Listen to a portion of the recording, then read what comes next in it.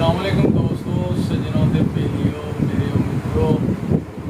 रिज़्क दी अगर कमी है, तंग दस्ती है घर दे विच ते सदका दे के अल्लाह ताला नाल कारोबार कर लो।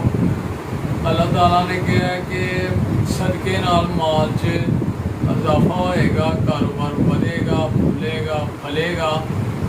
अल्लाह ताला दा हुक्म है ते अल्लाह ताला दा वादा है। अल्लाह ताला दे वादे कभी झूठे नहीं होए। ठीक है जी।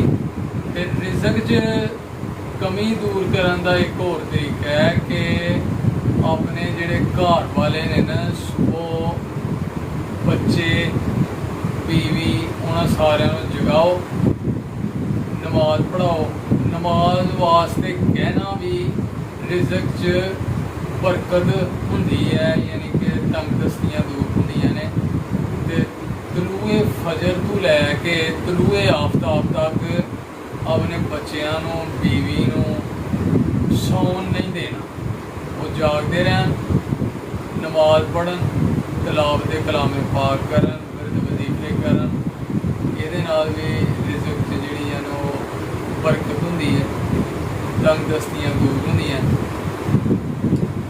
ते एक होर हदीस है रिज़्क से, मेरे हजूर नबी अकरम सल्लल्लाहु अलैहि वसल्लम ने फरमाया कि अपने रिश्तेदारां दी जिहड़े कि कमज़ोर ने, माड़े ने, गरीब ने, उन्हां दी मदद करो।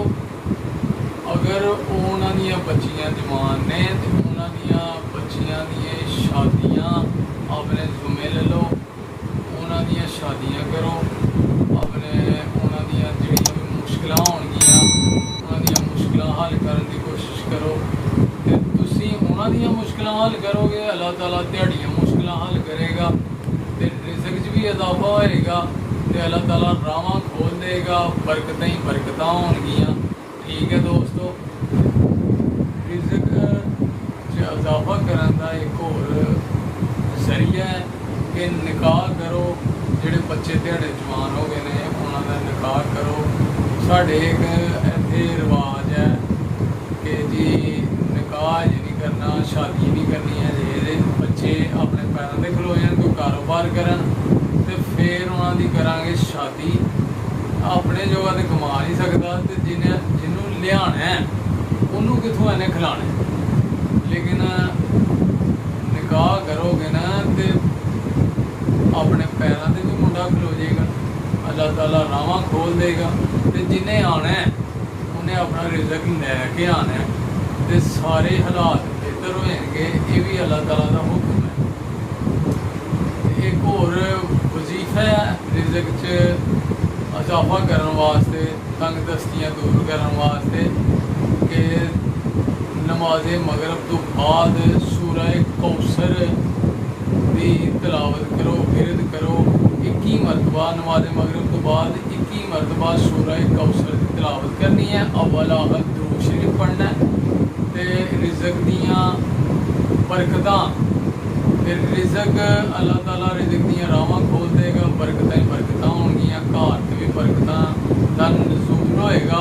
ते अगर हालात ज़्यादा ख़राब ने, ज़्यादा मुश्किलां ने, तंग दस्तियां ने, मसाइल ज़्यादा ने, तो हर नमाज तो बाद तुसीं सूरह कौसर का विरद कर सकते हो, वजीफा कर सकते हो 21 मरतबा। ते अव्वल आखिर दुरूद शरीफ। ते अल्लाह ताला मज़ीद जनाब बरकतां नाज़िल फरमाएगा, ते राहां जिहड़ियां ने रिज़्क दियां खोल देगा, हालात बेहतर हो जाएंगे। ठीक है दोस्तों। तो यह ने गल्लां रिज़्क च इजाफा करने वास्ते, ते अल्लाह ताला दे हुक्म ते अल्लाह ताला दे वादे। ते हजूर नबी अकरम सल्लल्लाहु अलैहि वसल्लम ने उन्होंने भी फरमाया, हदीस भी है। तो दोस्तों ये ते अमल करो। अजकल हालात बहुत ख़राब ने, महंगाई का दौर है, हर बंदा परेशान है। इस वास्ते ज़्यादा तो ज़्यादा जनाब नमाज पढ़ो, इन्हां गल्लां ते अमल करो। अल्लाह ताला मज़ीद जनाब बेहतरी दे सवाब पैदा करेगा, हालात बेहतर हो जाएंगे, मुश्किलां, टेंशनां, परेशानियां दूर हो जाएंगियां। ठीक है दोस्तों। तो ये गल्लां दूसरों तक भी पहुँचाओ, शेयर करो दोस्तां नाल, सज्जनां नाल, बेलियां नाल। साडा पैगाम ते ये करना है अमल। तो ये नाल ही सानूं दिओ इजाज़त। फिर होएगी मुलाकात इंशाल्लाह एक नवी वीडियो के नाल।